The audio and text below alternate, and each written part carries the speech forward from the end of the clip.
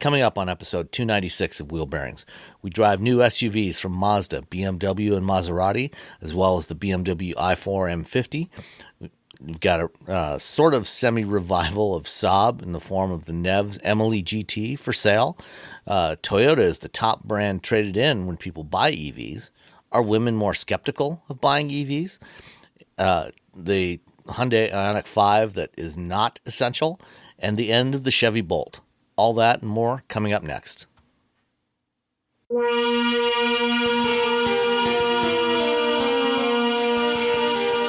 This is episode 296 of Wheel Bearings.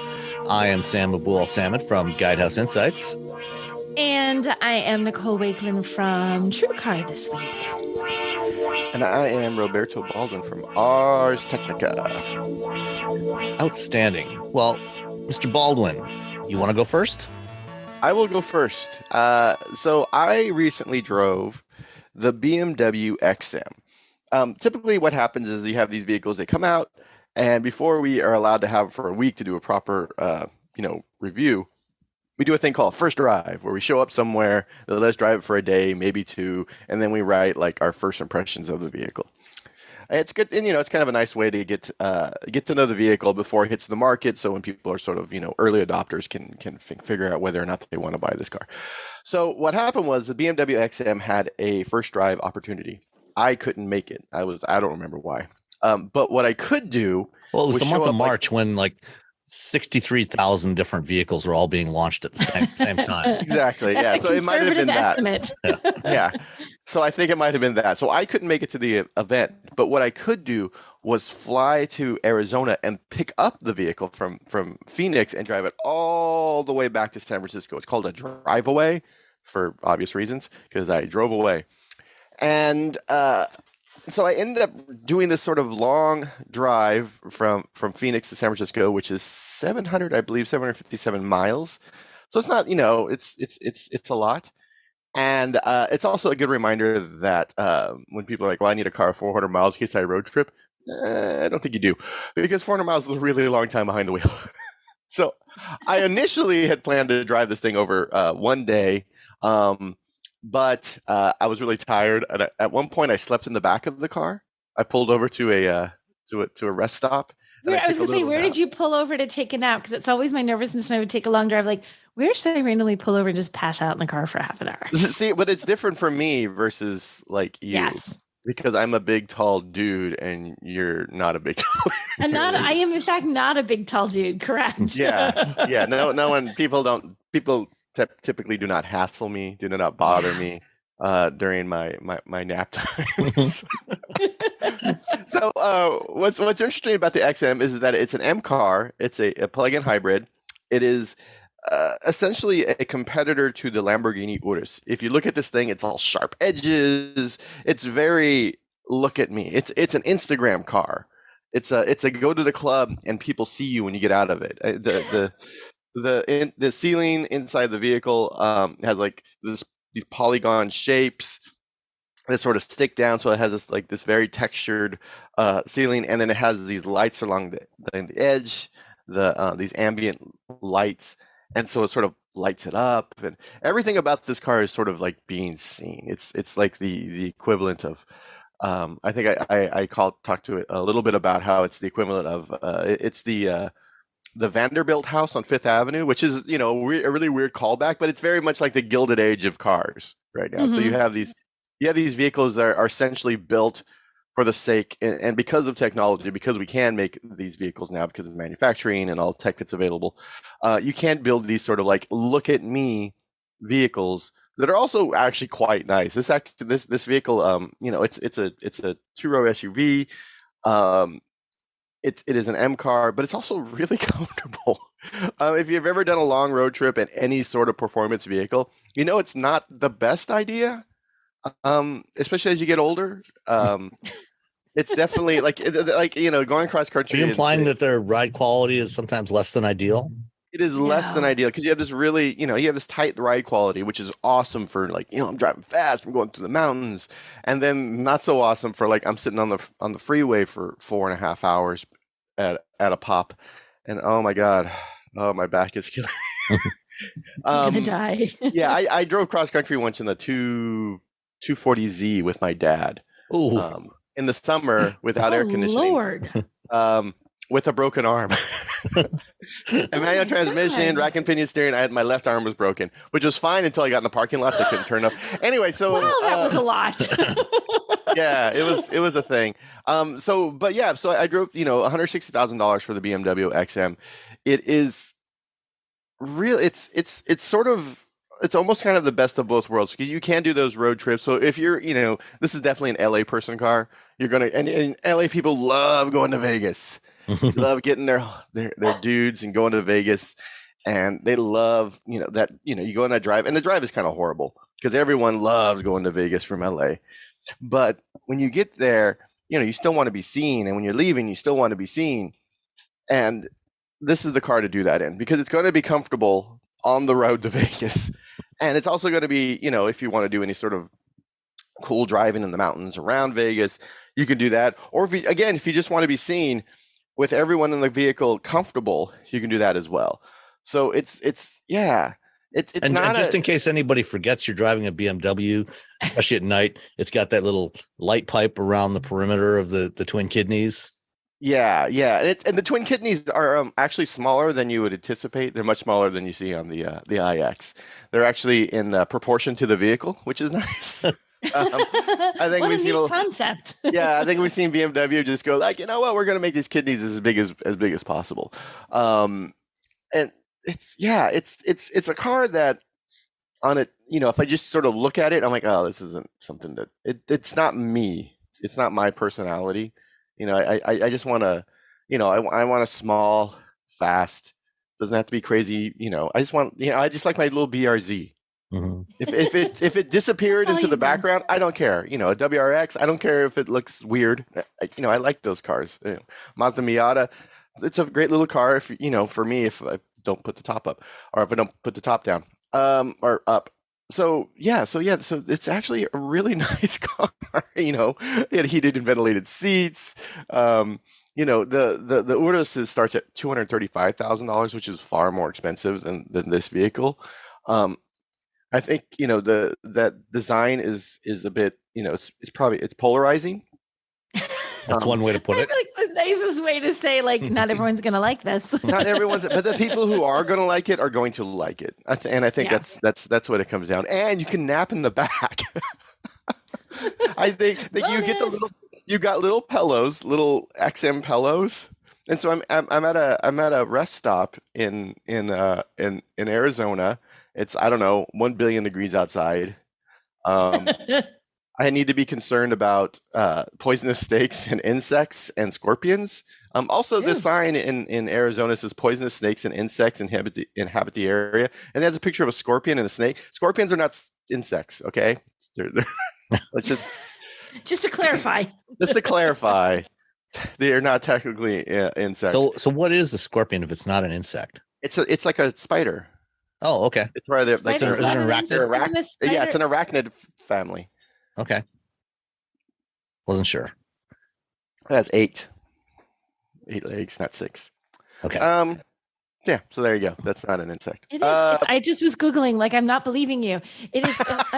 Scorpions are animals in the order Scorpiones under the class Arachnida, which makes them a distant cousin of spiders.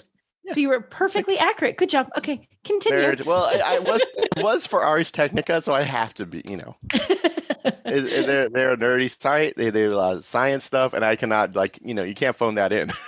You can't just let something like that lie. You gotta tell the audience, hey, if you live in Arizona, you need to talk to somebody. It has 30 miles of range, EV only range, which of course immediately burned through that while I was driving. But as you're driving, it'll give you a mile or two of charge onto the battery. That way, when you slam the accelerator down, you get that EV bump before the motor catches up.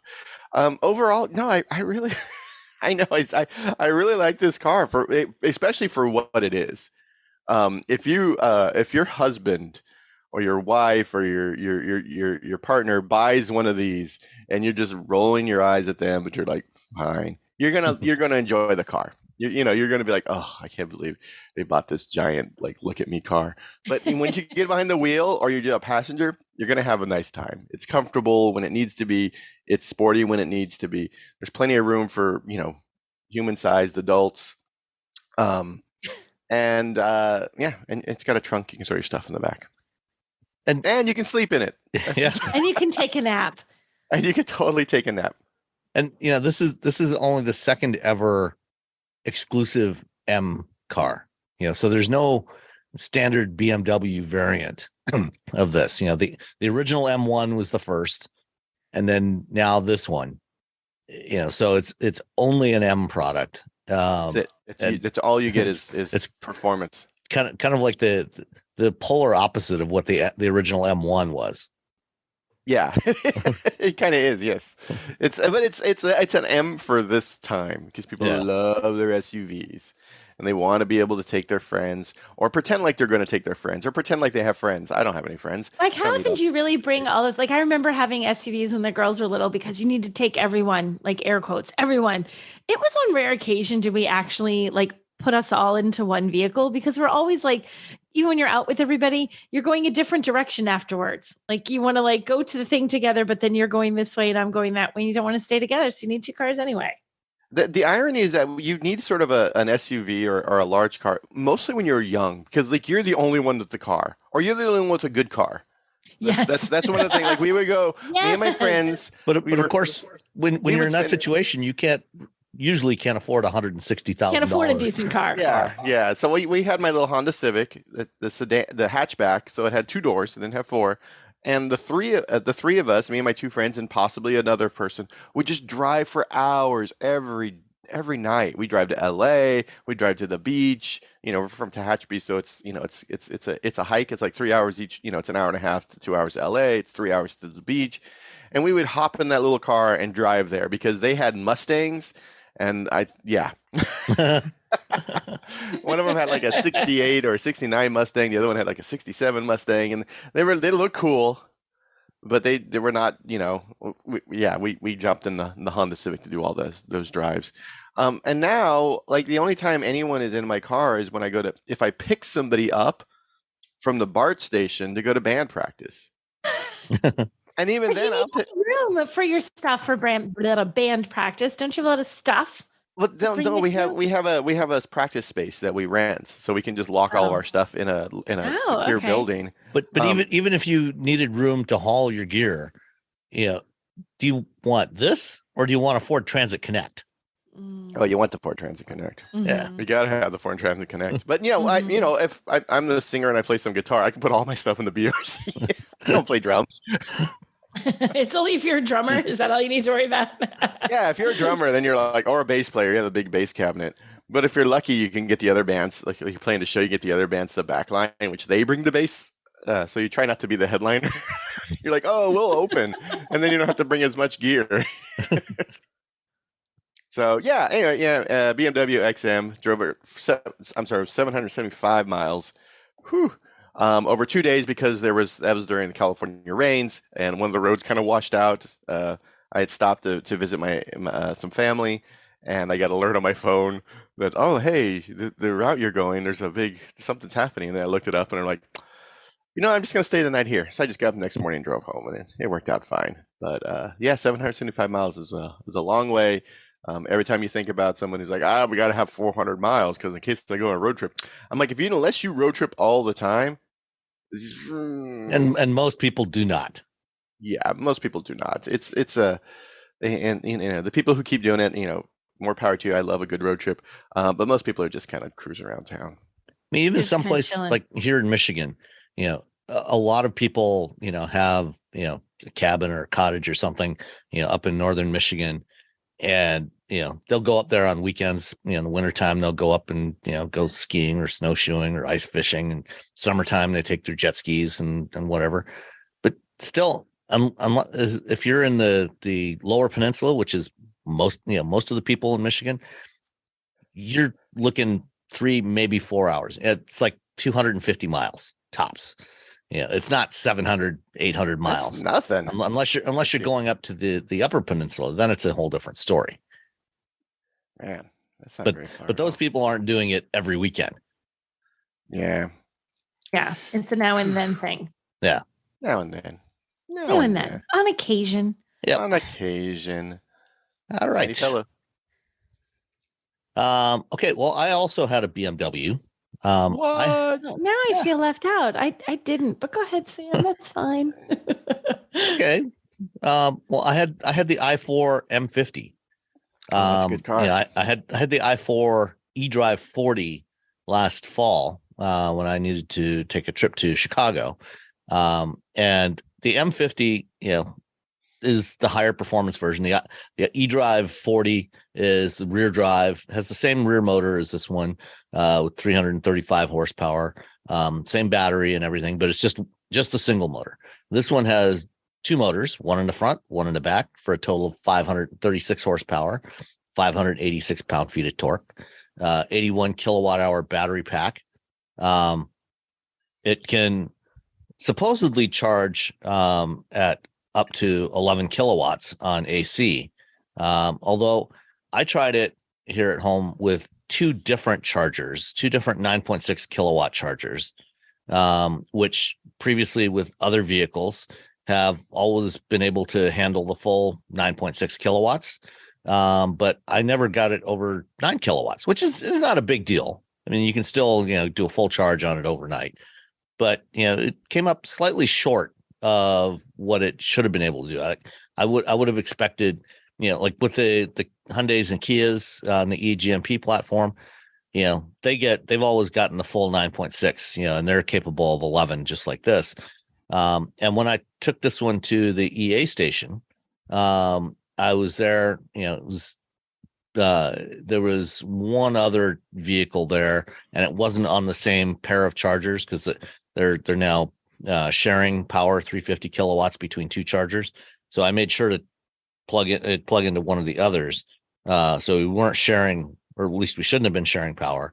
And it only got up to 140 kilowatts, even though it should be it's capable of 190, or I think 190 on the i4. So relatively minor issue, not a huge problem. But overall, driving this thing, love driving this car. It is really a pleasure to drive. Even as an M50, this one, the one I had the optional 20-inch wheels. The standard wheels are 19s. With on the 20s, it was still quite comfortable. I did make sure to be very careful to evade as many potholes as possible, because I did not want to have my third blowout in 6 months. But so I did manage to avoid that. I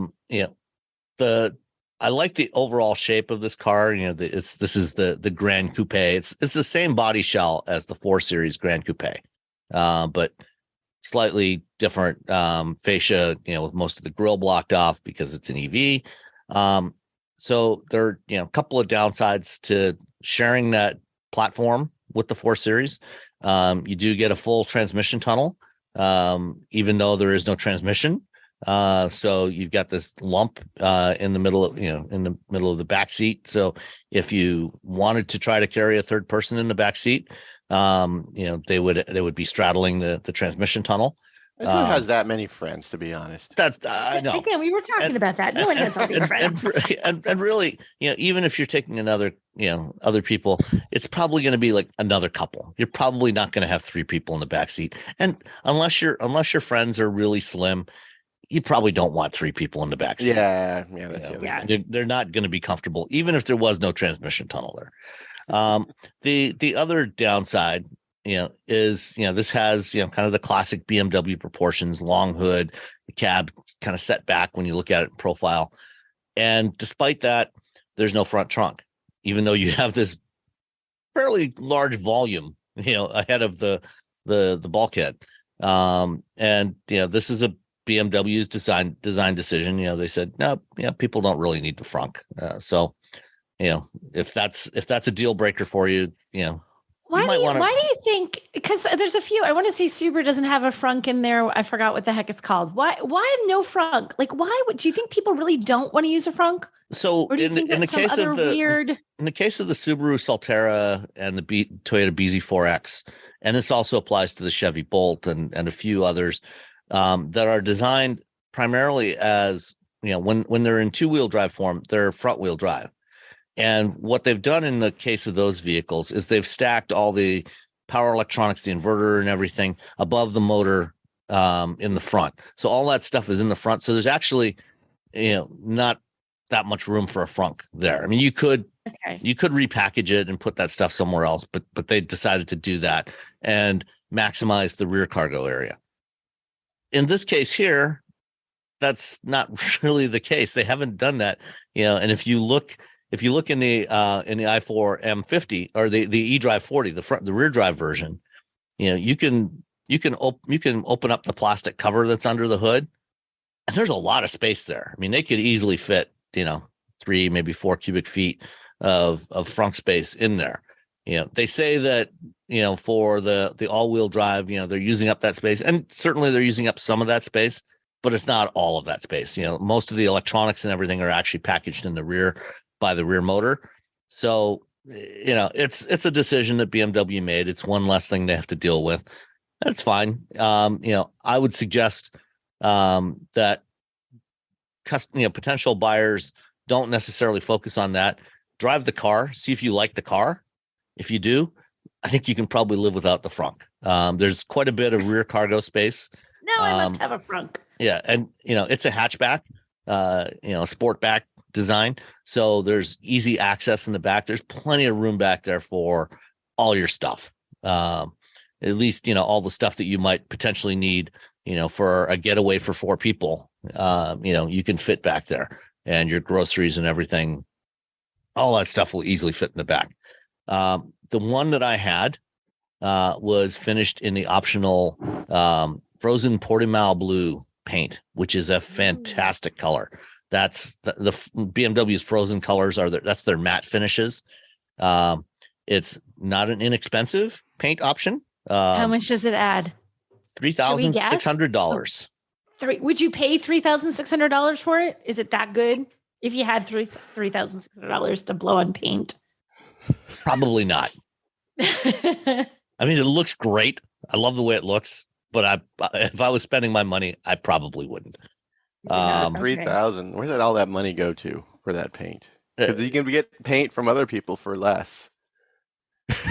Well, doing the matte finishes is more complicated. All right, so it has a matte finish, so that adds like $200. Yeah, I mean, you can get the same color, the Portimao blue, in a standard gloss metallic finish.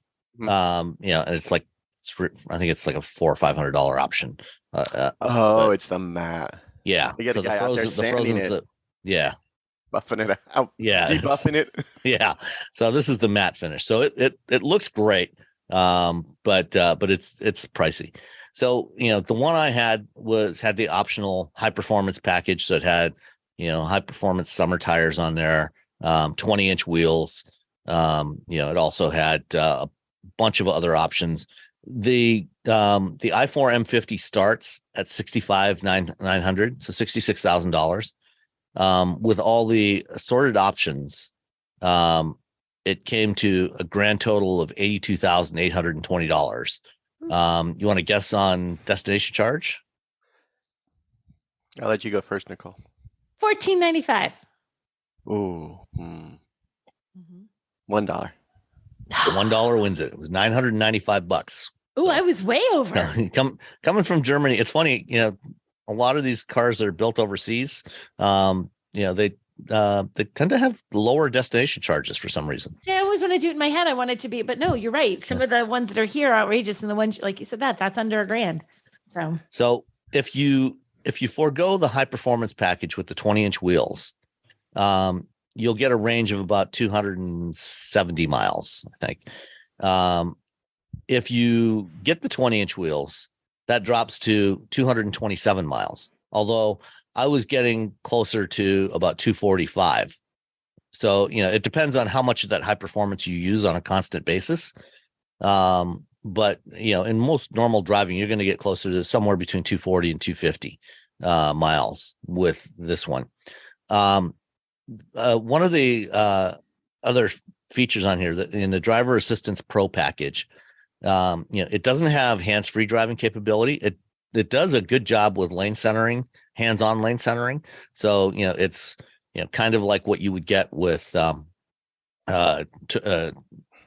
Tesla autopilot. So it's a hands-on, and it does have a driver monitor system, driver monitor camera, and capacitive sensors in the steering wheel. So if you're just kind of holding the steering wheel lightly, even if you take your hands off the wheel for a bit, when it starts to alert you, all you have to do is just touch the side of the wheel and it'll say, oh, okay, you're good. And it does a really good job of tracking, so they could conceivably upgrade this to a hands-free system if they wanted to. And who knows, they might do that at some point. And part of this package, you also get automatic lane changing on demand. So even though it's not a hands-free system, you tap the turn signal stock in whichever direction you want to go, and the sensors will look to see if it's clear in the adjacent lane. And if it is, it will do the steering and execute the lane change for you. So it actually does quite well with that. Overall, though, if I was spending my money on an i4, having now driven both the eDrive 40 and the M50, I would actually probably go for the eDrive 40, the rear drive version. Because even with 335 horsepower, you still have lots of torque. Yes, this one is quicker, and you will notice the difference. But that's not to say that the rear drive one is slow, not by any stretch of the imagination. And it's surprisingly efficient. You can get over 300 miles on a charge with the eDrive 40, and you're still going to have pretty much just as much fun with that one as you would with this one. So it's 90% of the fun for less money. Yeah, you can get that. The eDrive 40 starts at 57,000. So nicely equipped, you can get that in the mid 60s. So basically almost 20 grand less than this, and you'll have a little more range, and you'll still have plenty of fun. So just something to consider if you like the i4. And I do like this car. I like it a lot. I like the size of it. It's a good size. It's not as massive as something like an i7. There is an i5 coming later this year. But this would be the size I think I would want. It's a really nice car. Yeah, it is. I was really surprised when I went to Germany for the first drive for it. Like they had BMW put up the i3, talked about modular, factory, modular manufacturing, and then nothing for a few years. And you're just like, all right, fine. And then they had the i4 and we went over to Germany to drive it. And you're like, I'm sure it'll be nice. And you're like, oh, this is very good. I also had the chance to spend a day with another car because I had to take a quick trip out to Los Angeles to record a panel on autonomous vehicles for a company. And while I was there, Maserati was nice enough to loan me a Grecale Modena, which is their new. How is that? That's their new smaller mid-size two-row crossover that launched late last year.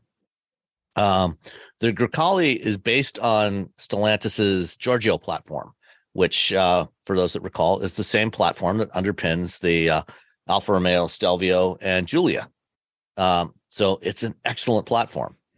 The Grecale is about 6 inches longer than the the Stelvio, so it's a little bit bigger. And when you get in it, you will notice some familiar things and some new stuff. Like, for example, the steering wheel. Even though it has the Trident badge in the middle there, it also has the engine stop start button underneath the left-hand steering wheel spoke, and then the driver mode switch is underneath the right-hand side. So it's in the steering wheel. So that's the same layout that you have on the Stelvio and the Giulia, which works fine once you get used to it. 'Cause, they're the only other cars that I'm aware of that have the engine stop start button on the steering wheel like that. Everything else, it's usually on the console or on the dashboard. And so every time I get in the car I have to remember, oh yeah, it's over here on my left on the steering wheel to start the thing. But that's not a complaint. It's just something that, you'll get accustomed to pretty quickly if you get one of these. There, even though, this is based on the same chassis as the Stelvio, it does have a different feel to it. Certainly, Maserati is known for performance, but it's also more luxury. It feels more premium, more luxurious than the Alfa Romeo does. And in turn, it also feels, say, a little bit softer. It's a little, certainly less hardcore than the Stelvio Quadrifoglio.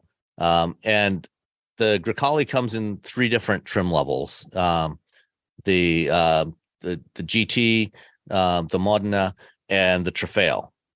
The Trofeo has the same twin turbo Nettuno V6 that's in the new Gran Turismo and in the MC20. That's more Quadrifoglio style. That's like up in the 500 horsepower range. The Modena and the GT use the 2-liter turbo that you'll also find in the base versions of the Stelvio and Giulia, and in a whole bunch of other Stellantis products, ranging from Jeep to all kinds of other stuff. Very good engine. It's set up with a 48-volt mild hybrid system as standard.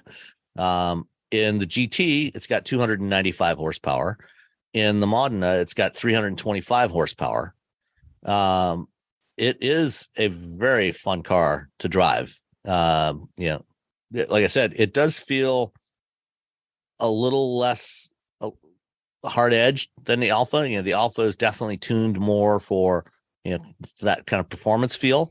This is more of a, at least in both of these trims. I haven't driven the Trofeo yet, but in these trims it feels a little softer. The responses are not quite as sharp as an Alfa, but it's still, that's not to say that this thing wallows around. So it has, really nice ride quality. I picked it up from a parking garage near LAX and drove it up to Calabasas by way of Malibu, and spent some quality time driving around in the canyons in that area there, and had a really enjoyable time with it. As you push it to its limits, you can certainly feel where its limits are, and this is not, in the same vein as an MC20 or even a Gran Turismo. But, if what you're looking for, is kind of a mid-sized luxury 2-row crossover, that, is something different. It's like, BMWs and Mercedes and Audis and, Porsche Macans and everything everywhere you look. And you want something that is a little more distinct, that's not all those brands that everybody else has. This is definitely something worth considering. The Grecale GT starts at $65,000. The Modena starts at $75,000. They didn't have a Monroney for this one, so I went through the configurator and built it up as close as I can approximate to the one that I had. And it came out to a grand total of $87,100. I have no idea what the delivery charge is because they don't say on here. But oh wait, here, let's see. Yeah, no, they don't show the delivery charge on here, so I don't know what that would be. But if you're looking for something premium but slightly different from the rest of the crowd, this is definitely something to take a look at. Certainly I think the engine, the powertrain should be fairly reliable. That shouldn't be an issue with this, as it might have been in the past with some other Maseratis. I can't necessarily say the same thing about the Trofeo with the twin turbo V6, because that's a relatively new engine. But as part of Stellantis now, they've got, Maserati's got a lot more resources now than they had in back in the days of the biturbo in the 80s and early 90s when they would regularly have thermal events. The infotainment. That sounds like such a nice way of saying it. Regularly have thermal events. Just a thermal event. Don't worry about it. Just a little thermal event. It's okay. Okay. The infotainment system in this one will be fairly familiar to anybody who's driven many Stellantis vehicles of the last few years. It's basically Uconnect 5. So it's Android Automotive, but with TomTom Maps and Alexa for voice services. But it's got a little bit different skin on it for Maserati. So, it looks a little different than it does, say, in a Jeep or in a Chrysler or a Dodge. But it works fairly well. My only real complaint about the infotainment is there's basically everything. There's dual touch screens. There's a 10-inch lower touch screen for climate controls and seats and things like that, and then the 10-inch or 12-inch upper touch screen for the other stuff, for the infotainment and maps, so even things like the volume control on the center stack is touch controls. There are physical controls on the steering wheel, so you can use that, but I prefer to have some physical controls there on the center stack as well. But overall, it was a great vehicle to drive around for a couple of days. Cool. Have I driven a Maserati? For a hot minute, I think about that's it. I would love to drive one for more than that. Well, hopefully in the not too distant future, I'll be getting my hands on an MC20 and a Gran Turismo as well. Woo! Look at you, like all Maserati all the time. Is that your thing now? You're just going to forget these? Like, well, I mean, Mercedes doesn't want to loan me cars, so fine, I'll go with Maserati. You just skipped right by. You're like, fine, I'll just skip right by your Mercedes onto Maserati. Yeah, Maserati. It's got that Italian flair, to the design, and so and the interior and everything. I like it. I had fun with it. They'll both give me cars. I'm just saying. Whatever. Hey, Wheel Bearings listeners, it's Sam. And as I'm recording this, we're getting ready to head out tomorrow for a vacation trip in Hawaii. And one of the great things about going to Hawaii is all the fresh fish and the Asian-inspired food. We just love it there. We love eating the food there. And when we get back, we still love to eat that same kind of food, food of the Pacific Islands. And this May, HelloFresh is helping by celebrating Asian American and Pacific Islander Heritage Month. So for a limited time only, you can get some of that same kind of food with limited time authentic recipes created in partnership with Chef Surbi Sani of New York's Tagmo restaurant, who's creating a special cultural taste tour right in your own kitchen. After May is over, as we get into the summer months, you're probably going to be having friends over for parties and everything. So if you're hosting a get-together, check out HelloFresh Market for crowd-pleasing appetizers, snacks, sides, and more for your next gathering. It'll save you a lot of time and a lot of hassle putting everything together as you get your friends together in the backyard. The best part, you can skip that extra trip to the grocery store. All you have to do is go to hellofresh.com/wheelbearings16, that's wheelbearings16, and use the coupon code wheelbearings16 for 16 free meals plus free shipping. Remember, go to hellofresh.com/wheelbearings16 and use the coupon code wheelbearings16, that's wheelbearings16, for 16 free meals with free shipping. HelloFresh is America's #1 meal kit. So if you haven't tried it yet, now's the perfect opportunity to get 16 free meals. Dunkin' Iced Radio, take one. Dunkin' Iced Coffee is... Ooh, sorry, one more time? Dunkin' Iced it... Ooh, Kelly, we're trying to record a timely summer-focused radio spot for Dunkin' Iced. Can you stop with the shaking? But this is the sound a Dunkin' Ice makes. Maybe you should keep it in? Well, yeah, that's actually a pretty good idea. Try all the Dunkin' Refreshers, iced coffees, cold brews, and lattes. Dunkin' Iced. America runs on Dunkin'. Did you know you can support Wheel Bearings directly? Head to patreon.com/wheelbearingsmedia and you can become a patron today. Your contributions will help fund the platforms and tools we use to bring the podcast to you. And exclusives and improvements are already on the way thanks to your generosity. So if you want to be part of an automotive podcast like no other, head to patreon.com/wheelbearingsmedia. All right, Nicole, what did you drive? This week I was in a car that I did a first drive of a few weeks back. I was in the Mazda CX-90. Which I really like. I like the Mazda CX-90. And what don't I like? Because just you guys, you disagree with me every time because you think it's fine. I think it's not. I still don't like the rotary dial and controller in the middle. I still don't like it. I want there to be a touch screen. It's weird. I don't know. I wouldn't say I like it. There is a touch screen. There is a touch screen that functions when you plug in your phone. Yes, only if you're using Apple CarPlay and Android Auto. So which, you kind of want to say is better. You're like, well, it's halfway there. And I guess that's good. But then you get stuck in your impulse is like, I should be able to touch the screen all the time. You almost get thrown back and forth. Like, oh, no, wait, I'm not an Apple CarPlay. I have to use a spinny dial. No, when I am an Apple CarPlay, I can't. No, wait. So I don't know if it actually makes it worse. Like, I like that I can use a touch screen, but now my brain doesn't know what I'm doing. And I did like that in other Mazdas that let you do that, the screen is still really set very far back on the dashboard. So it's awkward to reach the touch screen.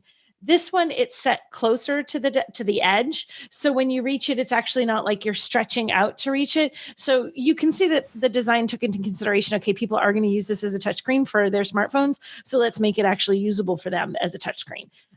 So I do like I'm thinking of it baby steps. One day, Mazda will get rid of that rotary dial controller and you will see fireworks and going off from my house and confetti and all sorts of stuff because I will be so very happy to never see it again for the rest of my life. Yes, they will sound just like that, Robbie. So that's my constant complaint with Mazdas. But otherwise, the CX-90, so this is going to replace the CX-9. It's their new 3-row crossover. And they really pushed, and I said this before, they really pushed the premium feel and look of this. Like, they're not a luxury brand. They're truly not a luxury brand, but they're so darn close, especially in the top trims of their vehicles. You could easily put this by a genuine luxury brand and think, okay, yeah, this can compete, but they're not quite so expensive. So they're like luxury. I think of them now as like luxury light. They aren't quite full on luxury, but dang, are they close. And the pricing sort of reflects that. The cheapest CX-90 you can get, the base price would be $39,595. If you go all the way to the most expensive one you can get, it's $59,950. So, when you're getting up to $60,000, you're no longer in a cheap SUV. It's not outrageous, but it's not cheap. But you get so much in terms of what the interior looks like, the quality of the materials. It is so eye-catching. It absolutely looks beautiful. Although I have one, I don't have an actual Monroney, so I kind of just looking online to sort of figure out what I had and kind of sort of build it. And mine, the interior, it's absolutely the prettiest color, but it's just white Napa leather. White is beautiful, but for the life of me, I do not understand why any human being would put white on the interior of a 3-row vehicle that will have children. I mean, to be honest, as a woman who is married, I don't know why any human being gray is what would it put is. white on an interior where they have a husband to go near it. So it's like, that's true. We can't be trusted, to be honest. You cannot be trusted. And all of you guys who are like going to argue, you all know I'm telling the truth. And everyone's like, yes, she is. So the white interior, which really white interiors are so pretty. They are, in fact, mine had a little schmutz on it. There's like some black grease that was on the headliner, which I have not touched. I'm like, guys, there's a little black grease. I'm not even going near that. And I'm literally looking and thinking, I don't know how they're going to get that out. I don't know how, and it's like almost making me anxious. Like, how are they ever going to get that out? Everyone's going to get this. That's stained forever. That it's like black grease. So the white is a little bit of a tough thing. And on a car that's so pretty, to have anything that's marred, because when you own it, you're going to eat a cheeseburger or something and fumble the ketchup, and there's now red ketchup on your seat or mustard or whatever. So that's challenging, but it does look good. And the ones we drove out when we did the drive in San Francisco, they had one that had it's not technically Alcantara. I think it's a different kind of microfiber that adorns the dashboard and everything. And it's absolutely gorgeous. So interior wise, this thing is beautiful. The ride is super quiet. I had the PHEV. You can get it with either a 3.3 liter turbo. I lost my thing. It's a twin turbo inline 6.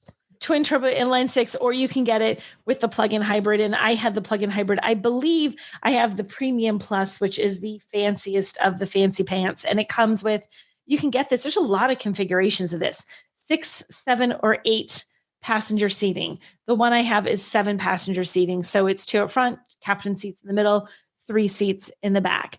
And I do like that. I mean, I don't think Robbie could sit back there. Robbie, you're always could Robbie sit there? What would Jesus do? Could Robbie sit there? So what would Robbie do? He'd probably stay home. What would Robbie do? Robbie would be like, no, I'm walking. I'll drive myself. I'll find another way home. Bye. So I think it'd be tight for someone your height, but and more of an average height person, or if you have kids that are going to be in that third row, you're going to be okay.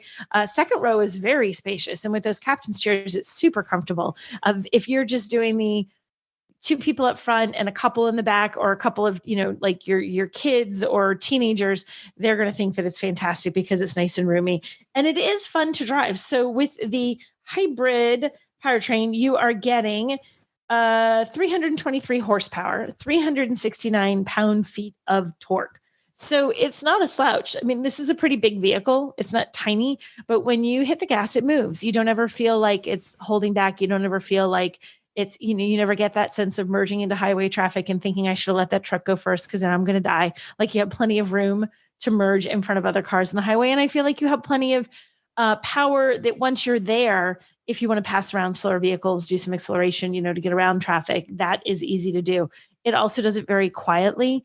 I feel like, you want to hear the engine when you're driving a true sporty car, or something that's, whether it's a tiny one or a big one, if it's a sporty car, if it's all about performance, you want to hear it. Otherwise, you don't really want to hear it. You got 3 rows of seating. You want it to be relatively quiet for yourself, for the people that you have with you, for your kids to pass out on a road trip. And it is nice and quiet. But it's still, even though being quiet and not having a noisy engine, which is a non-performance-y thing, it still handles like a Mazda. Yes, it's 3 rows. Yes, it's big. It's not Sam's Miata, but it does handle like a Mazda. It's got good handling. It's crisp. It doesn't feel floaty in the corners. We had some twisty turny roads to take when we had it on the drive. I took it out into the farmland that we have here in New Hampshire, where there's all these narrow twisting roads. It was fantastic. It was really, really fun to drive it. So if you're still looking for that kind of Mazda driving feel, that engagement, that kind of driver-centric experience, but you need to have something bigger. You want to have room for up to 8 people, then the CX-90 does it, and it does it in a very premium way. Which exterior color did you have? I have white. It's just, it's all white all the time. I know. I was like, yay, Mazda. I'm like, where's my soul crystal red? What do they call it? It's artisan red. I guess artisan red is the color we they drove, also offer soul crystal red. So you can get, but for reasons completely unknown to me, I have white. Just white. I mean, they're just white. It's a very lovely white. The interior is also a very lovely white. But what I really want is my soul crystal red metallic. It is my favorite paint of all the paints. It's gorgeous. I like it better than the artisan red. The artisan red is lovely. The artisan red is more of like a more luxurious. Yeah. I just want blammo, bright red. Yeah. Just looking through the configurator on the Mazda site, on the interior page, for the plug-in hybrid, you get 2 options. You get you can pick white or black Napa leather. And then the other thing that they have listed on there is a pet seat protector for the second row. So yeah, they've got it right there. So you pick that white. You absolutely, if you have a dog, you definitely want to get the pet seat protector. If you have a dog, if you have kids, if you have a husband. Yeah. Well, and I think in that case, then what you probably want to do is the old school, the plastic coverings on the furniture that you had in the furniture, right? That you could see through it, so you could still see the lovely flowered pattern, but you wouldn't harm the pattern. Yeah, don't mess with the pattern with your body. It'll go crinkle, crinkle, crinkle, and stick to your legs. It's fun because you can slide across it, you can put like some sweats on and run and jump on the couch. Woo! Yeah, people didn't have those on the seats of their grandmother's house. Have no idea what they're missing out on. You're missing out. You're really blowing it. All right. Anything else on the CX-90?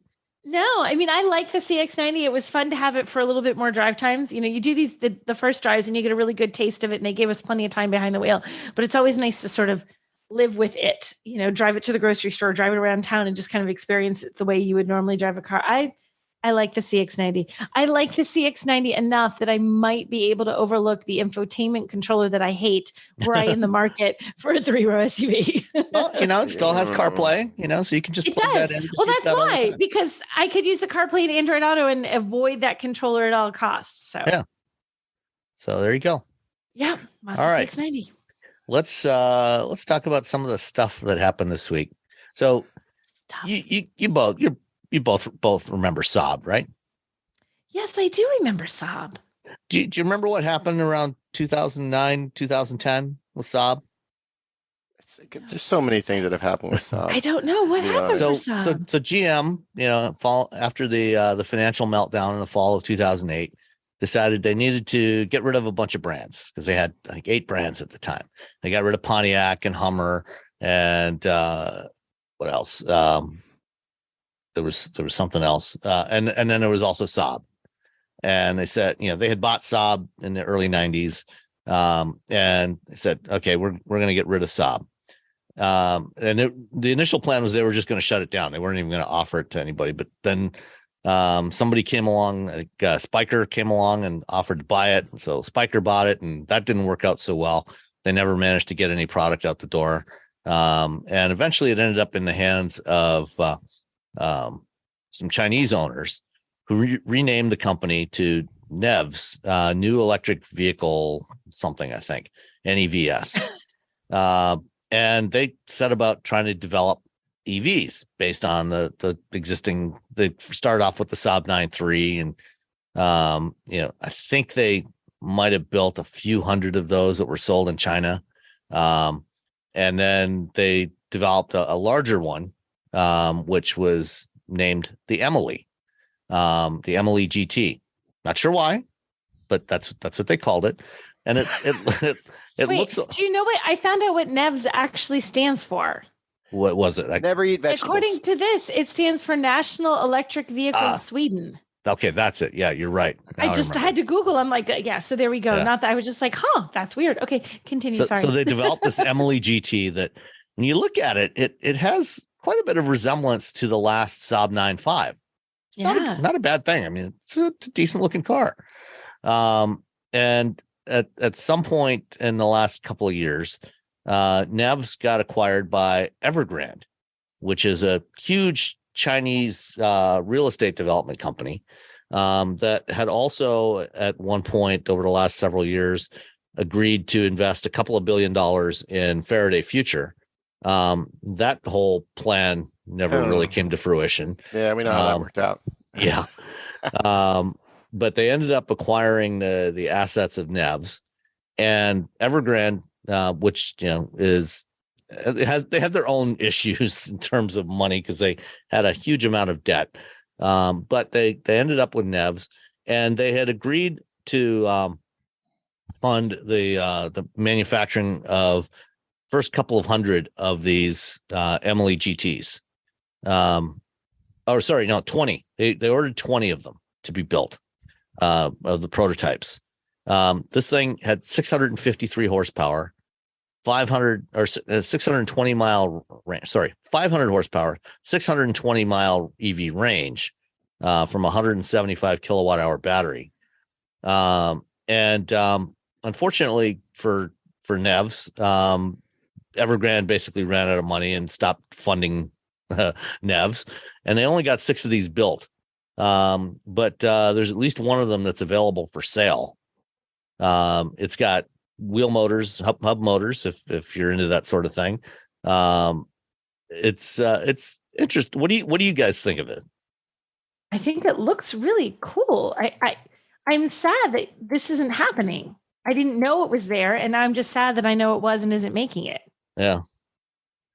It'd be, be nice if somebody acquired the assets and maybe moved forward with this project. Do you think anybody will, though? Because I mean, does this bring anything to the table that other companies doing the EV thing don't already have? Yeah. Probably not. You know what I mean? Like if there was something like this has X, nobody has X. Well, let's buy it. The wheel motors are probably the only thing that's really distinctive. Right? Yeah. So and you've got that on the Lordstown Endurance.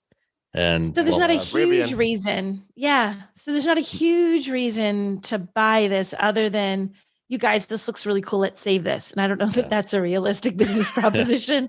I mean, it might be. Maybe there's an executive that's like, yes, it is. But there's 6 prototypes at work that you could probably get your hands on one. Maybe. How much do you think it would cost? I don't know. Probably way too much. And you'll never get any spare parts for it. So nope. So if you break it, if it goes sideways, if your prototype that's not ready for prime time is really not ready for prime time, you're in trouble. Let's see. Yeah, no indication of how much they were looking for these cars. Might be something interesting for a collector though. Oh, I bet a collector would buy it. That's how you're going to see it. It's going to show up in some collectors like garage or something. If you collect rare EVs, here you go. Here's the one for you. Yeah. All right. Let's stick with EVs. Actually, we got a whole bunch of EV stuff today. Remember the Tesla yoke? Yes. Yoke, huh? That seemed like a good idea at some point. Yeah, well, that didn't work out so well. I mean, the hardcore Tesla fanboys loved it.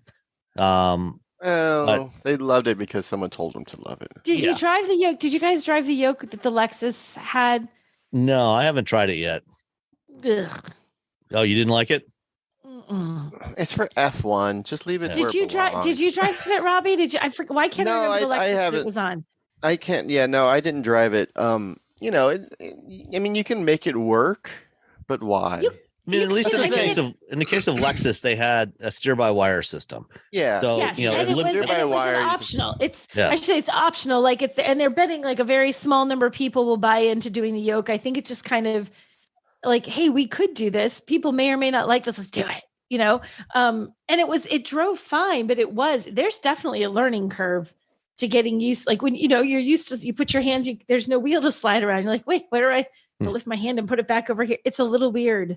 Not a super fan of the yoke. In the case of the Tesla yoke, they stuck with the mechanical steering. So, you still have to, turn it over a couple of times, trying to go hand over hand with that was not a good experience, I think. Can't shuffle steer a yoke. And so they, about 5 or 6 months ago, I think Tesla started offering a proper round steering wheel as an option that you could replace your yoke for about $750.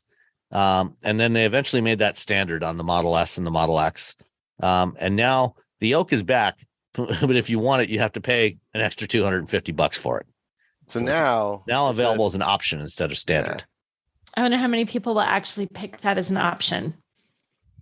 What is the take rate, as the industry says? I mean, someone's going to buy it. There's going to be, but I don't know, 10%? You think 10? What do you think, Sam? I'm guessing probably more like 3 or 4, maybe 5%. I mean, they don't sell a lot of S's and X's anyway, so I figure the people who are buying them are going to be like super hardcore Tesla fans. It is going to be a super hardcore fan who wants their Tesla to look different than everybody else's Tesla. Yeah. Like mine has to look specialer than yours. I got the yoke. And they're like, I got the yoke. Okay. You don't have the yoke. Oh, I got the yoke. All right, back out of your parking space. They're like, crap. Yeah. Yeah. Good luck. You got to put that little ball on there that spins. Like there you go. like the old cab drivers used to have. Yes. All right. CarMax, a big used car seller.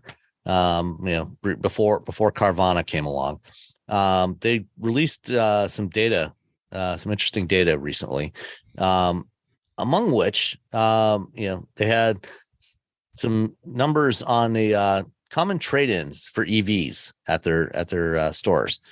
So what do you think was the top brand traded in for an EV at CarMax last year? Without looking, I'm not looking. I was scrolling down. I won't look because I see there's charts. No, I haven't seen it. I saw the charts and I didn't look yet. The top EV brand or the top brand that people traded in to buy an EV from CarMax? Just regular old car brand. Toyota. Yes. 12% of all the people that bought EVs from CarMax traded in a Toyota. Okay. Do you know why I thought that? Did they say why? I think Toyota, because Toyota has a huge number of hybrids. Yeah. So if you wanted to go in one deeper, go a little more. A little more. little something, you're going to trade in your ginormous number of Toyota hybrids out there for an EV. So the second brand in the list is BMW, though, at 8%, and Ford Okay, at don't also blow at my 8%. No, I mean your theory Well, I makes wonder sense, if I mean there were I mean we talked a little bit about how the i4 and there was a big gap between the i3 and the i4 and the iX. I wonder if that gap is still because CarMax sells used cars. Wait, do they sell used cars? They sell everything, don't they? Yeah. No, they just sell used. Mostly used. Yeah, I think so there wouldn't be a lot of BMW EVs in the market. In the used market at this point. Yeah, there wouldn't be, not yet. It's too early for there to be a heck of a lot of them. Yeah. As far as vehicle types, what do you think was the top type of vehicle traded in? SUVs? Yep. People 40%. Yep. Mm-hmm. Then what do they leave with? Probably just another SUV. Probably. Another SUV. An electric SUV. or a Model 3 crossover. or a Model Y. Model 3, yeah. Yeah. And then followed by sedans and coupes at 29% and luxury vehicles at 17%, which I thought was interesting. I would have expected that number to be higher, although there's luxury SUVs, so I'm not quite sure how they split that up. Like, how did they break it? Because there are, is it SUV just any SUV, including luxury SUVs? Yeah. Yeah. Yeah, the luxury vehicle is a weird category. There's also luxury trucks, there's luxury sports cars, and there's luxury sedans. What just is a luxury vehicle? What gets pulled out all by itself? And then top states for EV sales? Any guesses? California? Yep. I mean, how could that not be the first one? We have the most people. We have the most EV infrastructure. We like cars. The top five were all the western part of the U.S. Yeah. California, Washington, Nevada, Oregon, and Arizona. Which makes perfect sense. I don't think that's a surprise at all. Okay, so there was also a study from let's see who did this. This was done by Ipsos, which is a polling firm, along with a consulting company called Barrels, which I've never heard of before. And they asked people about their interest in EVs, and they broke it out. They broke out the data between those that are early adopters of EVs, buyers considering an EV, and then car shoppers skeptical of EVs. And what was interesting is in the skeptical group, the highest percentage of people in the skeptical group were females, were women. 61% of those skeptical about EVs were women. Wow. Why do you think that is, Nicole? Oh, speaking on behalf of all women. Yeah. As a lady. Well, I mean, we speak on behalf of all men. So wait a minute. So I'm looking at this thing too, and it says shoppers skeptical about EVs. Most of them, they have a mean age of 57 and they're 61 female. So it's talking about older women. Yeah. Like, because if the mean age is 57, right? So you're not getting like 23-year-olds in here. Right. So, yeah. Because if you look at those considering EVs, the average is 45 years old. 45. So that's a pretty big difference. And it also, and that's 47% female. So it is more older women. I would say part of that possibly could be just like, okay, as you skew older on the scale, the older you get, the going wisdom is that gentlemen do not tend to live as long as women. So that's going to mean that older women if older folks are more skeptical, it's going to skew towards women. Do you know what I mean? Yeah. All the dudes are dead. Yeah. To a certain point, how many right? Yeah, women have a longer average lifespan. When you're looking just at longevity, right? Like as a whole, women live a little bit longer than men. So that means if the older population is more skeptical, which I think they are, then it's going to skew heavier that older women are going to make that be like, they're the most skeptical bunch of the lot, most of them, because there's more of them than older men. But I don't, but go ahead.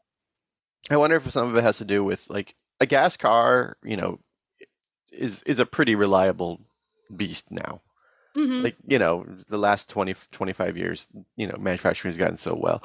And EVs are new and they're exciting, but if you don't unless you like really delve into it, you don't know that they're a bit more efficient. They're, the reliability is, you're not sure on their reliability.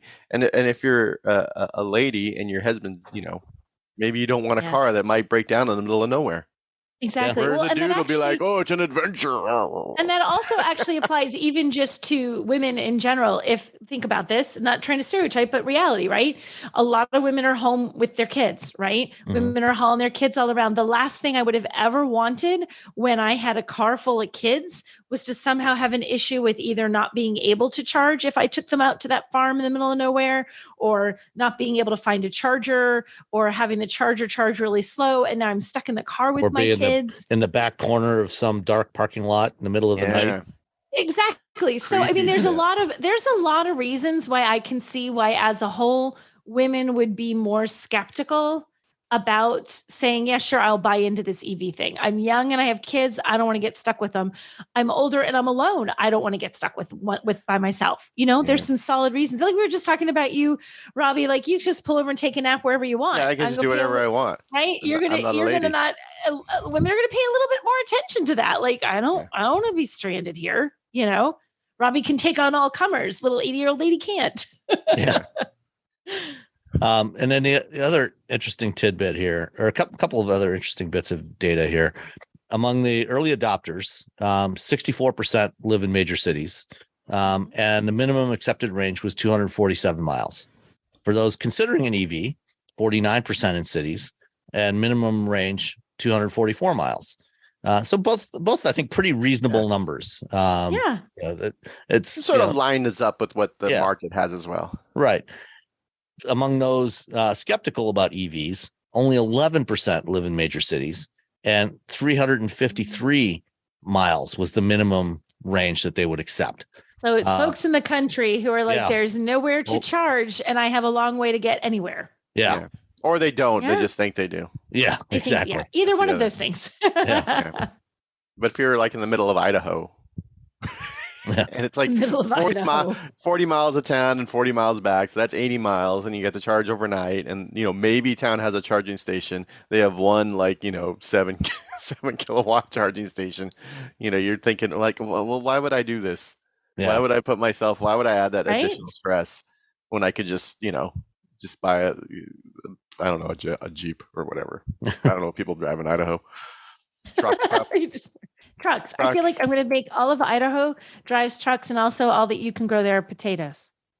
Idaho potatoes. That's it. I don't make any stereotypes whatsoever in my life. Idaho Except for trucks, potatoes. I mean, they've kind of really, that's their jam. They've gone hard on the whole potato thing. Yeah, it's not like we're just making this up. Yeah, it's like they do advertising and it works. I don't want people in Idaho emailing me. We make more than potatoes. I'm like, I love you, Idaho. I'm place. kidding. I'm just saying your thing is the potatoes. I don't know Idaho enough to say I love it.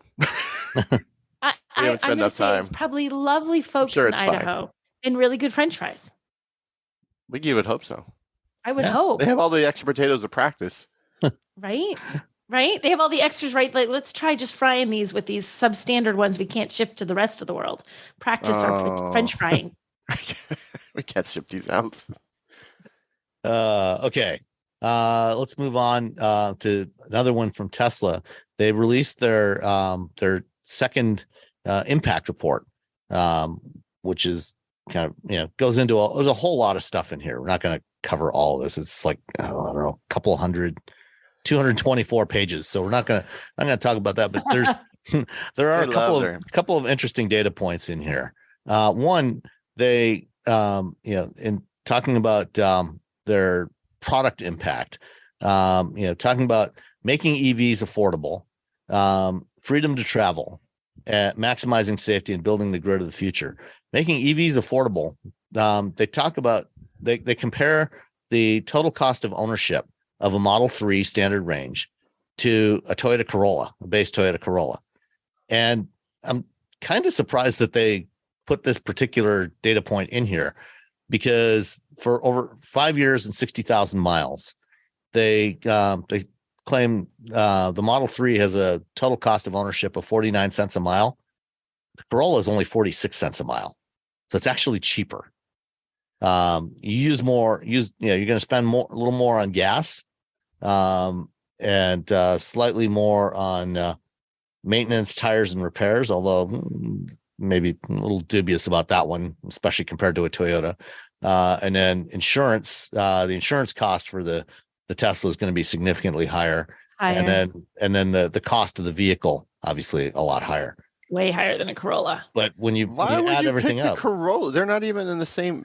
Are they? People Why are did cross shopping Corollas and were they? Wait, but were they? I'm trying to figure that out too. Why would they pick Corolla? Were they trying to compare it to something that's like is this the strategy here? Let's compare this to an affordable, everybody can get it, average car. Yeah, and look at how close ours comes to that. Is that why the Corolla? Yeah, it says, while the sticker price of Model 3 is similar to an equivalent BMW or Audi, the lifetime running costs of EVs are lower than those of ICE vehicles due to lower maintenance costs, cheaper electricity, and higher residual value of used Tesla vehicles. So, yeah, it's exactly that. They wanted to compare it to something very mainstream that, sells hundreds of thousands of units a year, and show how close it is to something like the Corolla. Which is the Corolla is the best-selling nameplate of all time in the auto industry. They sold more Corollas than really. Yeah, it surpassed the Model T back in the mid '80s, I think, mid or late '80s. Wow. And it's continued to sell in ridiculously large numbers. So it's almost as cheap, they claim, as a Corolla. Yeah. All right, over 5 years, 60,000 miles. Finally got down to that page. 63 pages in. Yeah. And then the other interesting thing here is supercharger uptime. We've complained a lot about reliability of DC fast chargers or public chargers. Tesla is claiming their uptime for superchargers is 99.95%, which probably, you know what? I don't have any data to dispute that, to be honest. I don't either. And you know what? Everything I've ever heard, anybody who owns a Tesla, everybody I know who owns one is like, I've had one in the 5 years I've owned one that didn't work, or like they always. I think anecdotally, do either of us or any of us have anything like, no, that seems wrong. Even when I took that BMW to it worked fine. Right? Even when I plugged the BMW, it was like, this works. There you go. Yeah, it's hard to argue with that one. It's it's I mean, they know what they're doing. Yeah, no, definitely on chargers. And then the other one that actually I think is actually a good sign for the industry as a whole for EVs is after 200,000 miles, their average capacity degradation on the batteries is only 12%. That's pretty, which is pretty 200,000 miles. That's a long way. Yeah. How many people have? I mean, there's a few, but most people, once you hit 120, people are like, eh. Yeah, I mean, it's not unusual to have cars with 200,000 miles on them. But I think the concern is, among a lot of people is that, am I going to have to replace this battery after 6 or 7 years? And how much is that going to cost me? Well, the reality is the battery is probably going to be useful for as long as the rest of the car is actually useful. And what's interesting is Tesla gives you the entire pack. They don't have usable versus gross. They give you everything. Yeah. If it has 100 kilowatts. The default mode in there is that it limits it to 90% capacity. So you have to put it into long range mode to actually get, the range that they quote is based on 100% of the battery capacity. But the normal driving mode is only using 90% of the capacity. Even then, it's still more than the 80. Yeah. And they give you the option to just go all in. Yeah. Which people just do because they do. And even 90%. And especially if you're supercharging a lot, I mean, 200,000 miles, 12%. And what's funny is that people don't think about the fact that their gas car, as it gets older, the engine gets less efficient. Yeah. Right. Just a regular old ICE engine, the longer you drive it, whatever you were getting for fuel economy when it's new, you're not going to get that in a year, and you're going to get way less than that in 5, 6, 7, 8 years. 200,000 miles later. I don't know what the Jaguar is giving me right now, but I think every time I get in it like as soon as I turn it on, it just goes a little more. Yeah, it just eats 3 gallons every time I just turn it on. Like you have turned it on. Boom. All right. Another one here, the Hyundai Ioniq 5, which I think we all agree we really like driving that thing. Last year, Hyundai in Canada offered a version of the Ioniq 5 called a trim level that they called the Ioniq 5 Essential, which they never sold here in the US. And the reason why they offered it was because the tax credit system, the tax incentives for buying an EV in Canada, had this little quirk in there that they had a price cap of $45,000 Canadian. And a couple of years back, Tesla offered a version of the Model 3 that had the battery that they sold for $44,990. And what they did was they software limited the battery to a range of just 93 miles. I mean, who wants a Tesla with 93 miles of range? But what they did was after you bought the car and got your tax credit, then you could pay for an over-the-air software upgrade for several $1,000s that unlocked the rest of the battery. So you had the full range. It was a trick. Hyundai took a little bit different approach to this. It went too far. Instead of software limiting the battery, they actually physically decontented the system. So Tesla didn't actually decontent the system. They just they limited your access to some stuff like the battery. Hyundai actually took stuff out of the car, like the whole DC fast charging circuit. So this guy in this article bought a Hyundai Ioniq Essential and then took it to an EV fast charger or to a DC fast charger and was trying to figure out how to plug it in. He couldn't plug it in. And so, he started posting some stuff online in a forum, trying to figure out what he had to do to fast charge it. And it turns out there's no way to do it because Hyundai just didn't install those parts in the car, the whole circuit, the DC fast charging circuit, and the CCS charging connector, where the two big pins are for the DC charging below. There was just a solid piece of plastic there. It's like a PHEV. Yeah, it's like a PHEV. Yeah, so all you had access to was the standard J1772 connector. So you could only do AC charging on this. They apparently didn't sell very many of these. I think it was like 30? They only sold 30 of them. Yeah, they only sold 30, so they didn't sell very many. Yeah. So fortunately, there's your risk of getting one of these is pretty small. But if you are in Canada and you're buying an Ioniq 5, oh my gosh, that would be terrible. Make sure you check for that. Do not get the Ioniq 5 Essential. Whoa. Yeah.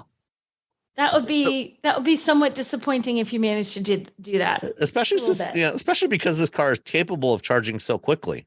That's the one thing you don't want to leave off the car. Does it have the same range? Yeah. I think it just can't charge fast. Yeah, I think it's the standard range version, so it's like 240 miles or something like that. Wow. So it's the smaller battery, I think. I mean, if you could get one for like 20,000, I'd probably do it. Yeah. Yeah, you get. Well, can you fast charge it? No, but I can drive the hell out of it. But I have to go home right by my house. 354 kilometers, so about 240 miles of range. But you just can't. There's just no fast charging available. You just got to charge at home every night. Yeah. Hella slow. So, all right. Wow. And then last one, the end of the Chevy Bolt.